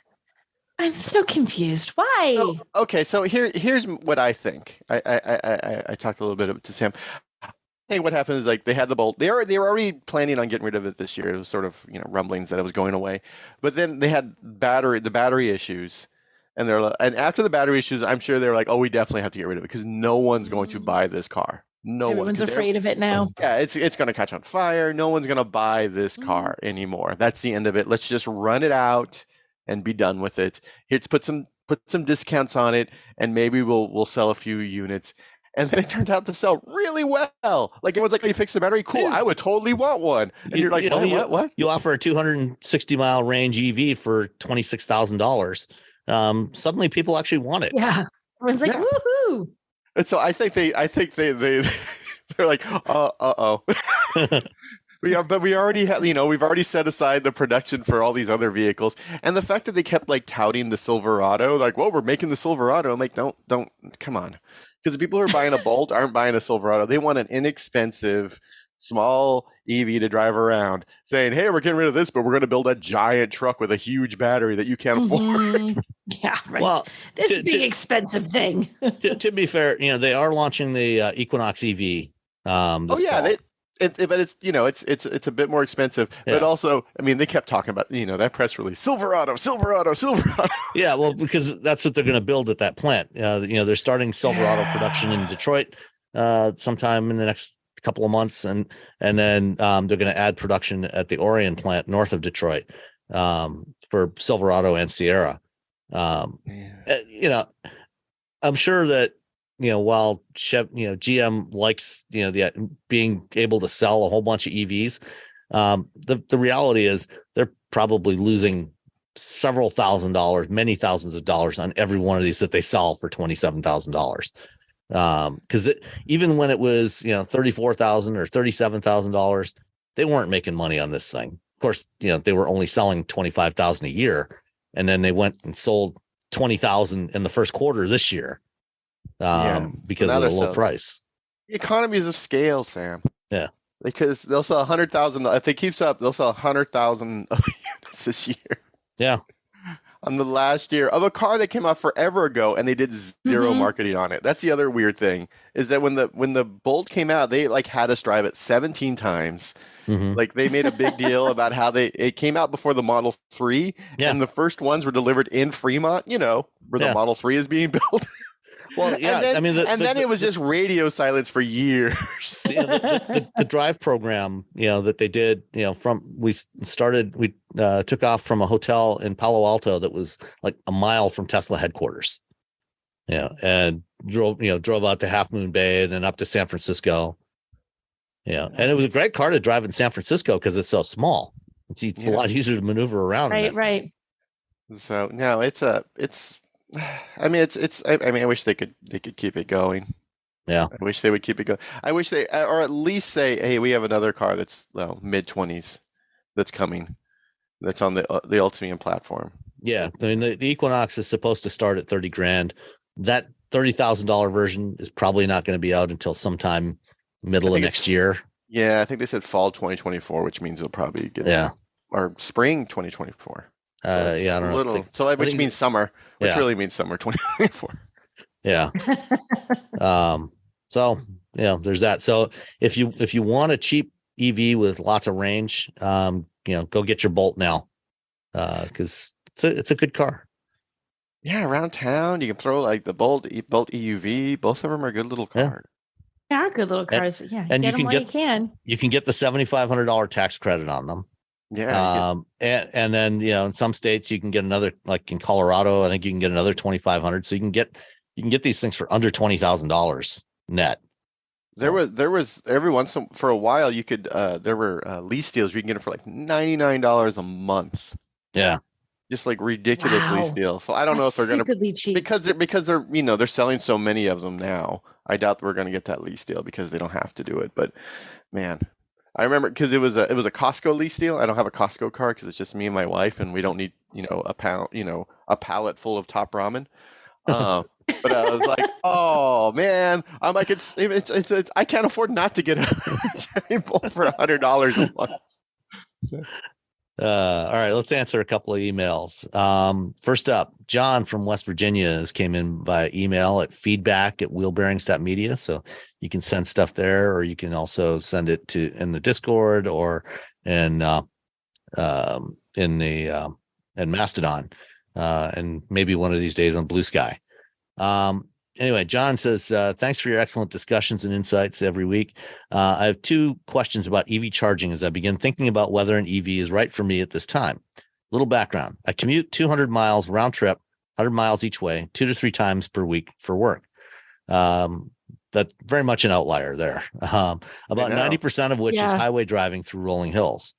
I borrowed my partner's ID4 this past week to test its range on my commute and found that it uses about 50% battery to drive down to work, and 40% to return. Volkswagen's recommended 80% max daily charge that only left me with 20% state of charge by the time I got to work, which is not quite enough to reach the closest fast charger on the way home, about 45 miles from work.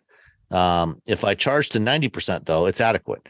Here are my two questions. Do all EVs recommend that a typical max charge should stop at 80%, except for occasional road long trips?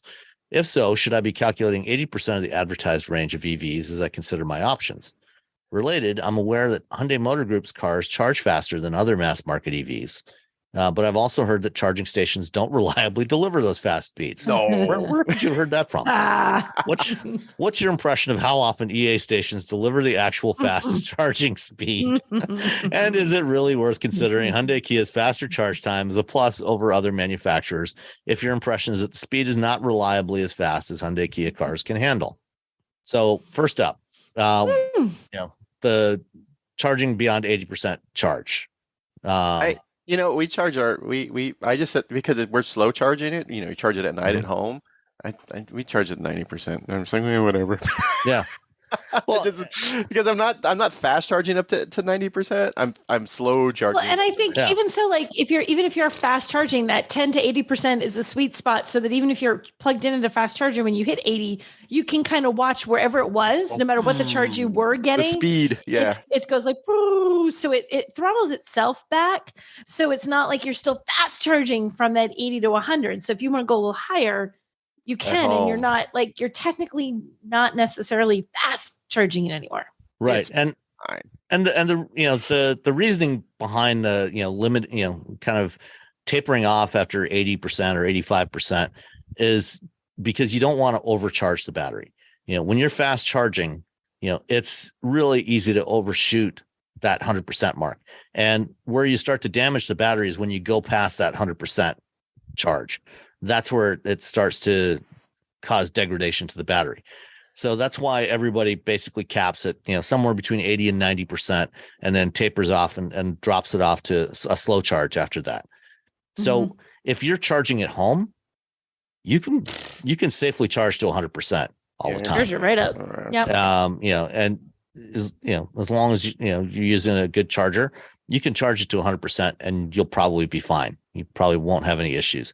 And then, if you're fast charging, then limit it to 80%. So that would be my suggestion there. And then, is it worth going for a Hyundai Motor Group EV for the fast charging?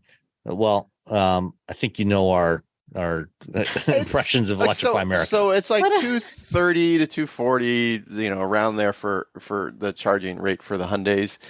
And so what's the charge rate for the ID4? Like 70, 80? No, it's 130. So 130. So even though I think I've only gotten like 236, like maybe twice with a Hyundai Motor Group car, I'm still hitting like 170, 190, 200 at EA stations with it. So it's not, I'm not getting like the full speed, but I'm going quicker than say what I would have gotten at, if I was lucky and the ID4 was able to charge it at full speed. It's such a weird thing, because if I had an ID4 and it's like, what'd you say it was again? 130. 130, I'd probably get like maybe 90 or 100. I don't know why that's the way. Like, we're only going to give you like 80% of what your car can do. That's yeah. The other thing to consider is, you're probably going to have this car for a few years. And, we're right at the beginning of the NEVI program, the charging infrastructure build out, it's funded by the federal government. And so over the next several years, there's going to be a lot more fast chargers being installed. So by the time you replace this vehicle, then, at some point in between now and then, there's probably going to be more than that one EA station, 45 miles from your work. And I still, even with it being like, if you're finding charging stations, and I'm a super big fan of EA and how their charging stations work, but even if they're not working well, sometimes they do. Even if you're not always finding a charging station that gives you that full charge, sometimes you will. And if you're on a road trip, you never know. So I think having that, I would still look for one that has that capability, even if you're not using it all the time. I still think it's great. And like Sam said, it's increasing number of chargers. The technology is getting better. The chargers themselves are getting more robust. All those reasons. It's not like you're selling this tomorrow. You're going to hold on this for a little bit. And the longer you have this, the better that network is going to get. So I would still be tempted to go for the Hyundai group because of how their vehicles charge. One other thing to consider, if you is, whether if there's an electrical outlet at your workplace where you might be able to reach, if you can, even if it's just a 120 volt outlet, if you can plug in there, when you get to work in the morning and, charge for 8 hours, so you're going to put some miles back on there. Maybe like 7 miles an hour added after 8 hours. That's 45 miles. Yeah. That's 45 miles. Yeah. You're good. So, that might be enough, so, talk to your boss, see if there's an outlet that's near where you can park. You don't get 100-foot like cable, like the, don't do that. Do not get 100-foot extension cord. No. But if you can reach it with the charging cable that comes with the car, or like with a, 20-foot, proper charging cord, then, that's another option for you. Yeah. All right. What are you using right now? I mean, you're still an outlier. If you're driving your regular gas car, I mean, we we got a few years. It's not you don't have to rush. If you already have another car, but if you're like, if you want to be a good person for the earth, then. Wow, look at him being. If you want to be a good person for the earth, not being judged at all. I got 2 gas cars and a Vespa in my driveway, so yeah. All right. Next up from longtime listener Bryn Barenshausen says, "Hey friends, been a little while since I wrote in, but this weekend I finally got around to stopping into my local Hyundai dealership to test drive an Ioniq 5. So I've wanted to for some time, but they never had inventory to do so.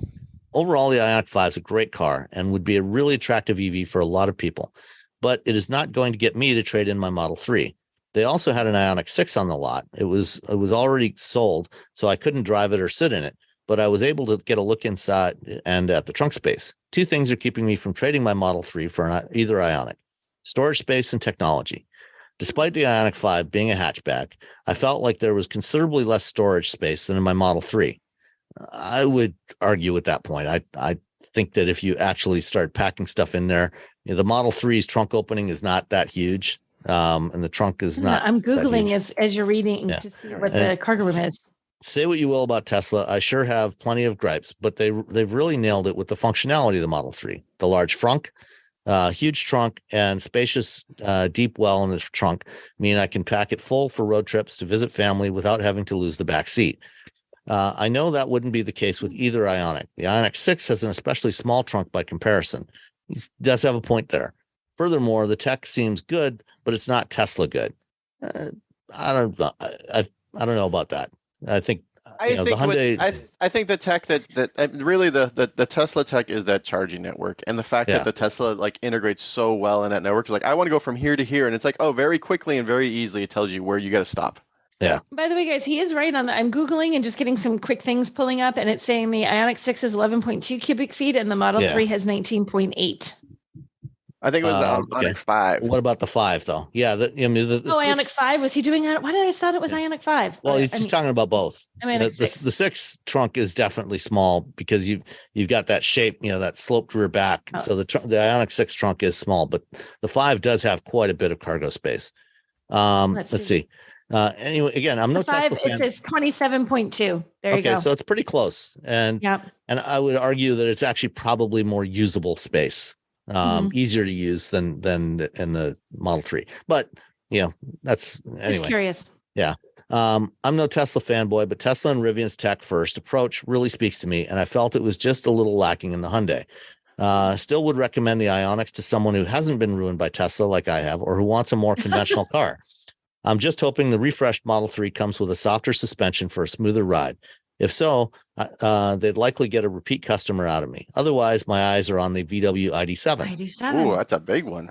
Yeah. And the ID7 is quite a bit larger, and it is a hatchback too, which also, again, makes that cargo area a lot more usable than the conventional trunk of either the Model 3 or the Ioniq 6.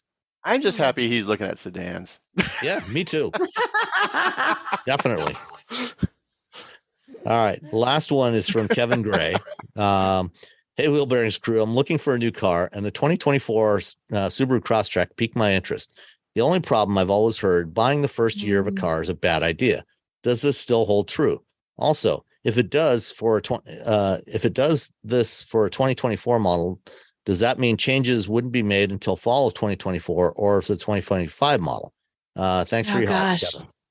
I mean, that is the going wisdom, right? Like everyone will tell you shouldn't buy the first model year of any vehicle because they test them like crazy. But then once they get in the real world, they always find weird things. And it'd be like, oh, they didn't test it. You guys, they put like so many miles on these. But when real people drive them, things are found. So real people break stuff. Real people break stuff in ways that even engineers don't generally. So, I mean, they try and test them. But I think, I don't know. But I have bought the first model year of cars. So as I say that, I did it. Yeah, so have okay. I mean, like, and everyone's like, you're crazy. I'm like, I did anyway. And I lived, I survived. And, I think particularly in the case of something like the Crosstrek, the new Crosstrek is not something that is dramatically different from the current generation Crosstrek. Mm-hmm. It still has the same engine. It has the same powertrain. It's mostly the same suspension. It's mostly the same technology. It's, in a lot of ways, it's more like a mid-cycle refresh. If it was like the all-new Subaru come up with a new badge name and a new engine name, I might be a little bit like, Puma. It might be a little bit, like if you were thinking of, say, the Subaru Solterra, I would hold a little bit on that. Yeah, that's not that the wheels different. were falling off of that or anything. No, but I would wait. But yeah, for the Crosstrek, go for it. I think you're fine. Yeah. I would buy the Crosstrek. I wouldn't hesitate to buy it if that was the worry. Yeah. I got the big infotainment screen now. All right. Finally, before we say goodbye, I have an interview that I did with Lori Wittman from Cox Automotive. She is the president of retail solutions at Cox Automotive. We talked at the New York Auto Show. So as president of retail solutions, she oversees the growth and strategic direction for the powerhouse brands Auto Trader, Kelley Blue Book, DealerTrack, Dealer.com, Vin Solutions, and Xtime. So all the publications, she's responsible for all that stuff. So Lori and I had a chat about what's kind of what's going on in the retail side of automotive, because Cox does all kinds of stuff with dealers. They have a whole bunch of different businesses. So we talked about some of, where things are going as far as inventories and a bunch of other things. So it's about a 15-minute conversation. And I will put that on here right after we say goodbye, and see you next time. Bye. Bye. So over the past couple of years, it's been really difficult for consumers to buy both new and used vehicles due to the limited inventories. And that's obviously led to a lot higher prices, both in terms of availability of vehicles being biased towards the high end, and then of course dealer markups, which everybody except dealers seems to hate. And how is the situation getting any better this year? Well, what we're seeing is that as interest rates, you've seen the Fed slowly take interest rates up. Well, as that occurs, then it does push some buyers out of market. So what we've seen is that there are some prices declining on used cars specifically relative to that. And I think there was another adjustment this week, maybe even, or maybe last. Yeah. But so I think as that continues to happen, I think we will see prices decline a bit because of that. But I think the other factor is that as I talk to dealers, one of the things I've heard is that new car inventory is starting to come back a bit, which should also help on the new car side. Okay. With those inventory improvements, is there a danger that we're getting to a point where, obviously we've had, demand far exceeding supply for the last 2.5, 3 years. And I know I've sat in a couple of Cox briefings over the last year or so where they talked about even with some decline in demand, we're probably still going to be above where the supply levels are. So it's probably not going to be an issue. Are you seeing that change at all? Is there a risk that the demand is going to be the demand level is going to dip below the supply that's available? Well, there is a lot of pent-up demand there because of what's happened the last couple of years. But, I do think the buying power of the average person, because of interest rates, things that are going on with inflation, are going to push some people to keep their cars longer. So I think we'll see demand wane a little bit with that. Now, as I said, I mean, there's a lot of pent-up demand. So it'll be interesting to see how both sides play out. Yeah, I think there's obviously been a lot of people who've kept cars longer than they might have otherwise in the last couple of years. Yeah. And so there's not enough there. What some OEMs have indicated that they'd like to maintain lower inventory levels going forward. They kind of like the way it's been. Not having as many vehicles sitting on dealer lots, less need for incentives. Do you think that is something that's going to be able to be sustained? Well, it's interesting because there were so many things that we don't want to relive every day after we get through COVID, but that's actually one bright spot that we saw, because it can positively impact almost everybody as part of a transaction. And what I mean by that is, consumers do like being able to purchase exactly what they want, to be able to afford the features they want, to pay for only what they need or want. And so that's not necessarily a bad thing. And it's not always bad for dealers either, because dealers spot, but there's greater customer satisfaction as a consumer gets exactly. I mean, you don't have to go and pick from one of 50 different gray or silver cars on the lot. Yeah. Then all of a sudden, your satisfaction's a little higher. And quite frankly, then they're not acquiring new physical space to hold their inventory. We also have that they're not paying as much on floor planning, so their profitability improves as well. So I think there's a lot of goodness with the custom orders, and I think we're going to continue to see that continue in the future. I mean, not exclusively, obviously, but I think there's going to be more of that as we continue on. And I think the biggest challenge, and I think dealers are taking it on, is trying to make sure they keep the customer updated. I think a consumer that orders a car and it just waits and doesn't get updates and maybe misses dates, I think that doesn't create a great experience. So I think the dealers that really want to embrace this approach on making sure they're transparent about everything that's going on along the process. What about approaches like what GM has talked about with having some regional distribution centers where, rather than the dealers stocking the inventory, the OEMs could stock that inventory and have a greater variety of vehicles, so dealers could order and get them within a few days. Yeah. What I really like about that is that people are being creative about how to solve some of the supply and demand imbalances.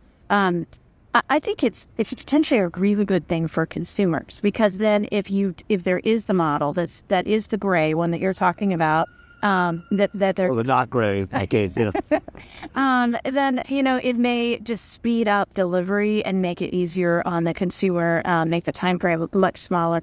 Now, I think I haven't spent a lot of time talking to dealers about how this affects their business model, but I mean, a satisfied customer is always a good thing, especially if you're trying to get repeat customers, you're trying to get people in for service. So I got to imagine at some level it's good for dealers.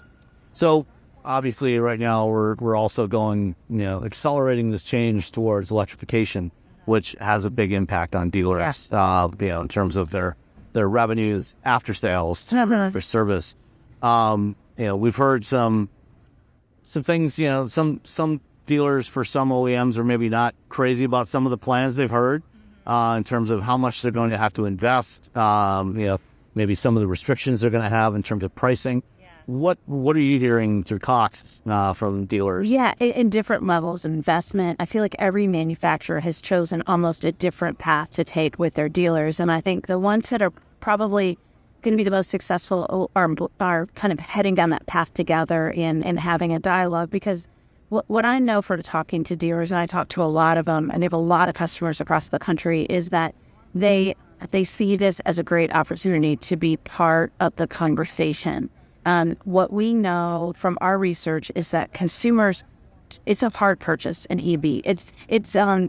I could equate it to buying a car online. You have to There's a lot of stuff you want to figure out. And it's not just about range anxiety. There's just a lot of other questions that can... A lot of technology for them to work. A lot of technology. And there's also the concern of, like, even if, you have good range hair power, what are some of the features? And a dealer can do that. A dealer's always done that. A dealer has been a trusted advisor of a consumer and can help them think through the complicated process. So what I know is that dealers want to be part of it. Now, the cool thing about some of the approaches that are being taken is that it's going to unlock the connections with a younger customer base. And the EV customers are usually they're usually younger, they're usually more tech savvy. And so it's going to help dealers be able to successfully attract some different segments they might not have been able to get to easily. Yeah, with some of the newer players in the market, Rivian, Tesla, Lucid, VinFast, they're not going the traditional franchise dealer route. Yeah. And a lot of consumers buying those vehicles say, "Yeah, we like not having to deal with a dealer." Not everybody is crazy about dealing with working with traditional dealers, and obviously dealers are trying to protect their turf by trying to enforce franchise laws, but what are you hearing from dealers about how they might evolve? Well, and I think we've seen some success with some of those new entrants in the space. And I think that we've also learned a lot from some of the models they've used. And I think that's goodness, right? Because I think we can all evolve as an industry. So, I think there's a lot of goodness that's come out of that. At the same time, I think what dealers have appreciated, and I think even consumers have appreciated, is that it's complicated. That car buying is not just about agreeing to a price and making sure that it's delivered. There are service implications. There's distribution. There's all types of things that have to happen. It's a more than just a one-time event. And I think that's where, what I've heard from dealers is many times a customer has more questions after they go home having a... Yeah, once you finally start to dive into it, then the questions start to surface. I've heard a few dealers are doing this, what we call second delivery, where they're going and having a conversation, or a person's coming to the dealership. Either way, but they're actually able to get to like the next layer of questions because all of a sudden the person's been dragging car, especially with an EV. And so you're going to get that with a franchise dealer, and you may or may not be able to get that with some of the new entrants. And so I think our franchise dealers that are our customers know how many aspects of that process, whether it be service, whether it be distribution, whatever it is, understand how important it is and how complicated it is, and that they're very, very good at it. And so I think there's room for a lot of different people in this industry. And one last area I want to get into is the used car market, which is obviously a lot larger than the new car market. Most people don't really realize that. There's a lot more used cars than new cars. And right now, the number of used EVs in the market is still fairly limited because most of the EVs that have been built in the last 3 or 4 years. So a lot of them are still with their original owners. But as these vehicles get into the used car market, more people that buy used cars are now going to be considering EVs. What are some of the things that dealers can do? They're selling used EVs can do to help instill some confidence, do the education, but also confidence, for example, in the quality, in the state of the battery, when you buy a used EV. Yeah, it's funny you asked about that because that's work that we're doing right now, trying to make sure that we are helping. One of the positions that we play in the industry is helping both dealers and consumers, and for that matter, lenders and manufacturers as well, understand the value of vehicles with our Kelley Blue Book product, right? And so what we realize is that we probably have a role to play in making sure that we're doing the same thing for battery health. And so we're investing time and energy on working through that so that we can be prepared to help dealers answer those tough questions and appropriately value vehicles going forward.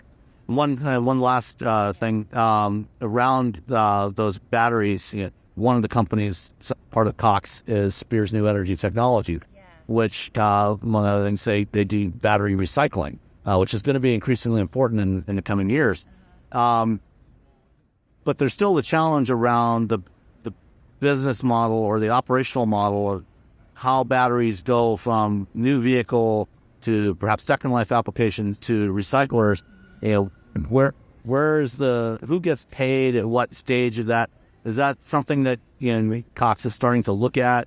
As to how to do that, to capture the value in that battery at its various stages of life, and ensure that at the end of life it gets to a recycler for proper repurposing. Yeah. So I should be honest with you. I don't work in the Spears new technology space. We purchased that business because we believe in EVs, and just like everyone else, are embracing it for the future. And we're investing in that space. It's very nascent for us. And so for everybody else. Yeah. So I think it probably makes sense to get some folks from the team involved. That's not an area that I manage. All right, great. Well, thank you so much, Lori. Pleasure to talk to you. Yeah. Talk to you too.